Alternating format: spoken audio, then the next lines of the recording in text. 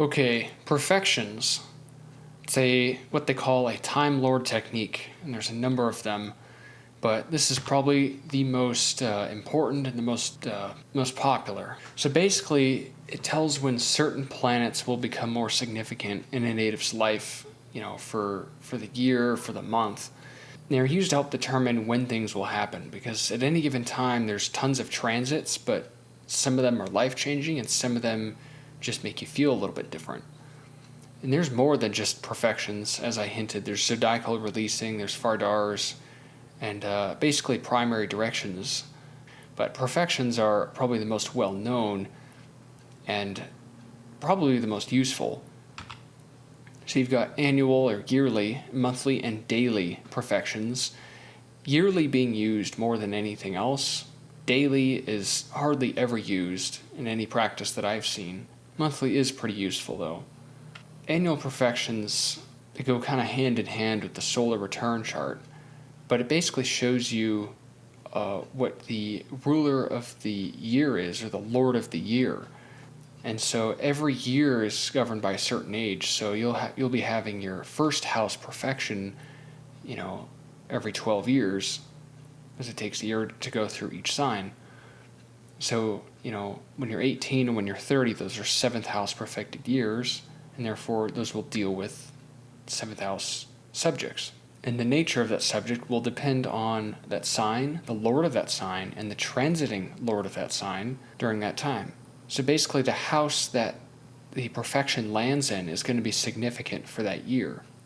So every year, each house is going to get a sort of focus. And of course, the nature of that focus will depend on the sign and the ruler, and if there's any planets in that sign. So basically, the solar year is affected for the native by the nature and condition of the perfected planet in the natal chart, in the solar return chart, and of course, by transit. So monthly perfections are pretty much the same thing, just on a shorter time scale. So the solar year is divided up into 13 equal parts, kind of like the lunar cycle, and it carries less weight than annual perfections, but it's still slightly greater than, transits. But it can indicate more specifically where long transits or yearly perfections take effect. You might say, oh, this planet's going to be significant this year, but when is it really going to do its thing, I guess? That is more indicated by the monthly perfections. The daily perfections are sort of swamped out by transits in terms of effect, but they're given 2 days, 3 hours, and 54 minutes, not too dissimilar from the moon going through a sign by transit. You can also perfect, normally when you perfect from the ascendant, but you can also perfect from any planet or point. So you're talking all of the heliacal points, like the sun, moon, midheaven, and part of fortune. You can actually perfect from any house, but it just gets less and less meaningful at that point. But you can perfect from the sun or moon if you really wanted. And quadrant houses and whole sign houses can be used. However, probably 90% of the time you're going to be using whole signs. Just to make it simple, whole signs. But some authors do talk about using quadrant houses, and it gets a little complicated, but you can do it, and it does add meaningful information.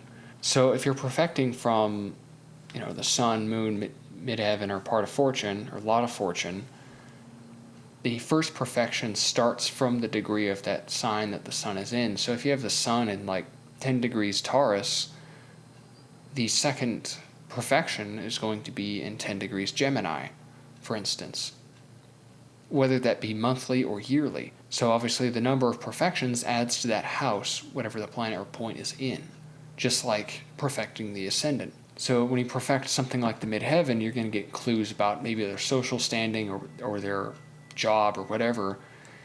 And if you perfect the sun or the moon, the effect is similar to the primary directed sun and moon, but with a little bit less effect. And of course, the perfected house of the part of fortune signifies what part of the life receives blessings or is lucky or is financially lucrative, perhaps. And of course, it gives further information as to what the native is going to be thinking and feeling during that year.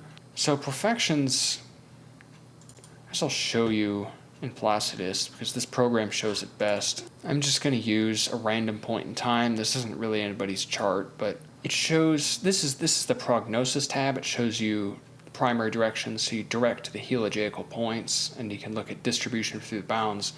But it also shows you perfections, and those three colored lines, one with the Y is the yearly, M is for monthly, and D is for daily, and it shows you all of that. So you can actually just walk through this, day by day here, and you can see these lines moving, and it just points out exactly where. This is very, very useful if you're forecasting a year or just trying to see what's going to happen in the next month. You can start to see where some of these things line up, because the yearly perfection will, if it's late in a sign, it can start late in a sign and then go into the next one. So actually that year kind of has two lords, except the second one is going to be a little less significant. So little details like that can be sort of illustrated better.